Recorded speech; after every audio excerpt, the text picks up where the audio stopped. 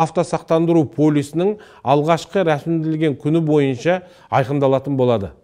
Халық осы заңдастыру аясында оң рульді көліктерді қазақстандық тіркеуге қоя алады ма? Өздеріңіз білетіндей, мемлекет басшысы заңдастырудың екі критерийін белгілеген болатын. Біріншісі, автокөлік іздестіруде болмауы керек, екіншісі, кедендік тазалаудан өтуі керек. Егер аталған автокөліктер осы талаптарға сәйкес келсе, әрине оларды тіркеуге ешқандай кедергі болмайды.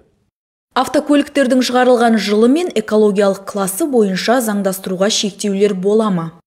Заңдастыруға жататын автокөліктердің жылына және экологиялық класына ешқандай талаптар қойылмайды. Қазақстанда сары номерлерді бере отырып, уақытша тіркелген армян автокөліктеріне заңдастыру қолданыла ма? Біздің елде уақытша тіркелген армян автокөліктерде заңдастыруға жатады. Оларды кедендік декларациялау талап етілмейді. Себебі 2023 жылдың 1 қаңтарынан бастап олар Евразиялық экономикалық одақтың тауарлары болып табылады. Заңдастыру үшін қанша төлеу керек? Негізгі төлем бастапқы тіркеу үшін алым ол 200 000 теңгені құрайды. Қалғаны техпаспорт пен мемлекеттік нөмір үшін алынатын төлемдер. Олар үшін тағы 13 171 теңге төлеу қажет.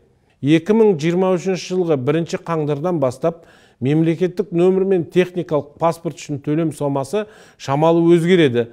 Өйткені баждар айлық есептік көрсеткіштерге байланысты есептеледі. Заңдастыру процесі қалай жүретінін қысқаша сипаттай аласыз ба? Заңдастыруға өтінішті электрондық үкімет порталы арқылы немесе арнайы халыққа қызмет көрсету орталығына жеке өтініш жасау арқылы беруге болады. Ұсынылған құжаттар мен автокөлік құралын іздестіру базалары бойынша тексереміз.